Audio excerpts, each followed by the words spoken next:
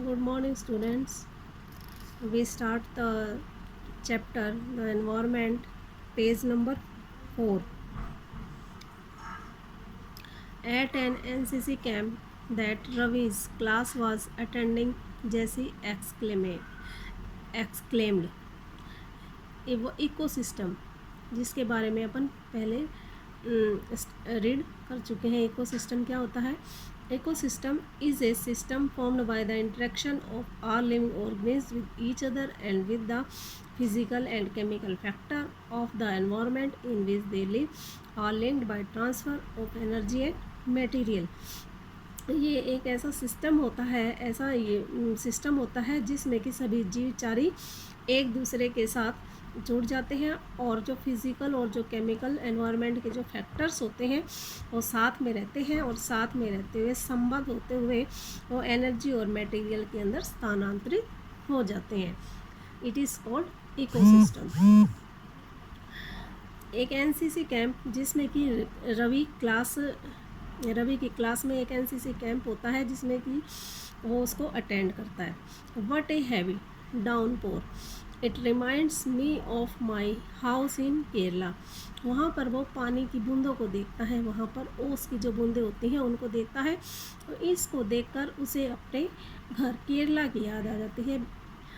It should come and see how it pores and pores and pores over the lush green fields and coconut plantation.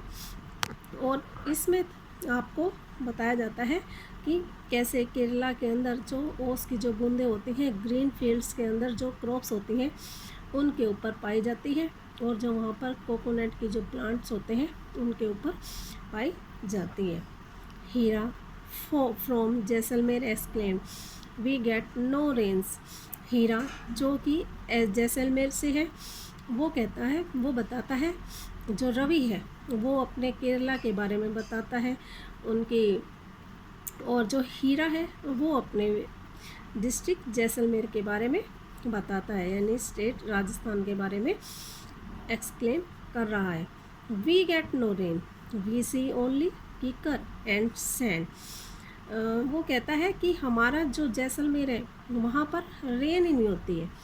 Kerala है, केरला के अंदर बहुत rain होती है जिसके कारण कि वहाँ पर मौसम बहुत प्लीजेंट रहता है, सनी वेदर रहता है। But in the opposite side in Jaisalmer there is very hot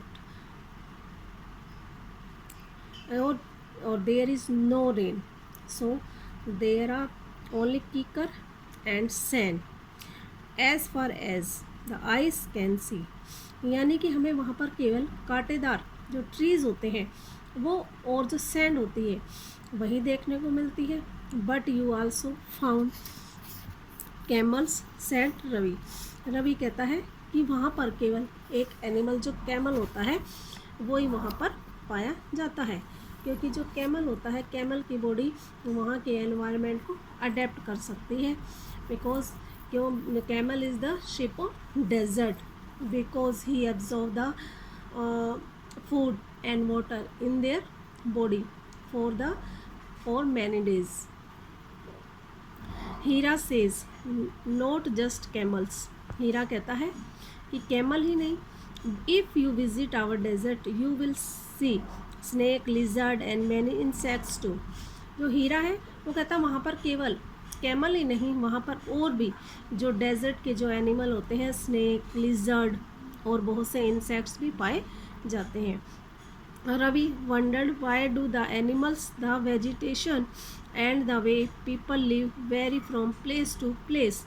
तो रवि को वंडर होता है, ही surprise, why do the animal live the vegetation, कि वहाँ पर एनिमल और जो वेजिटेशन है वो, और वहाँ पर way of living people live very from place to place, यानी कि अलग अलग प्लेसेस के ऊपर जो पीपल होते हैं उनका वे ऑफ लिविंग डिफरेंट होता है। एनिमल्स और जो वेजिटेशन होती हैं वो भी डिफरेंस होती है।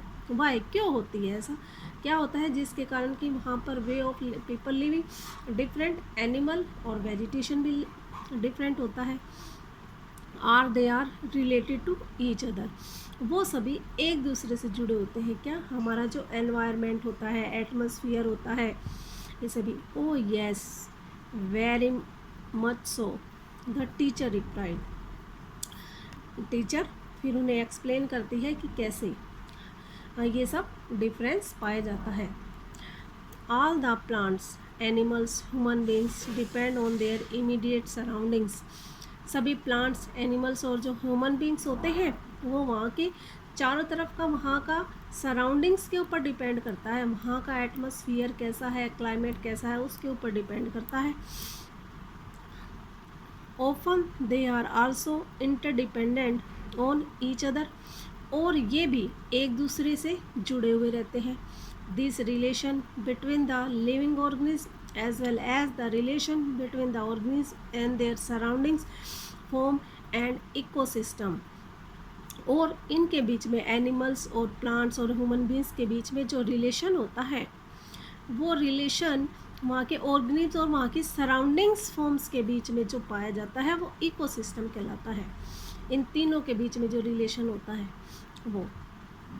There could be an ecosystem of large rain forest, और वहाँ का जो इकोसिस्टम होता है, जिसके कारण ही, इकोसिस्टम के कारण ही वहाँ पर बहुत से रेन फॉरेस्ट भी पाए जाते हैं, और ग्रासलैंड भी पाई जाती हैं, डेजर्ट पाए जाते हैं, माउंटेन्स, लेक, रिवर, ओशियन, और जो स्मॉल पॉन्ड्स होते हैं, छोटे छोटे जो तालाब होते हैं, वो भी वहाँ पर पाए जाते हैं।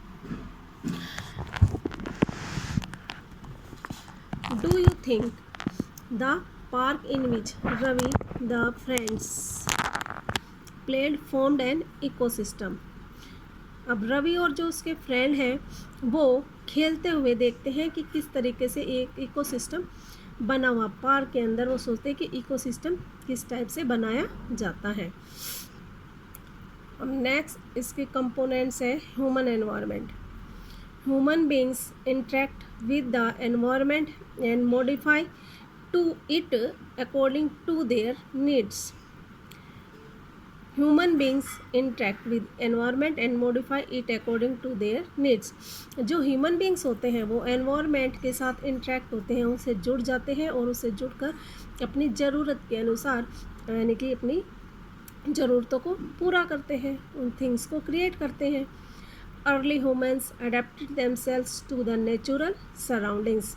जो अर्ली पीपल था वो खुद को नेचुरल सराउंडिंग्स के रहती रखते हैं, यानी कि प्राकृतिक जो एनवायरनमेंट था उसके अनुसार उसने खुद को ढाला हुआ था, उसके अकॉर्डिंग वो अपनी लाइफ को स्पेंड कर रहा था। They led a simple life and fulfil their requirement from the nature around them.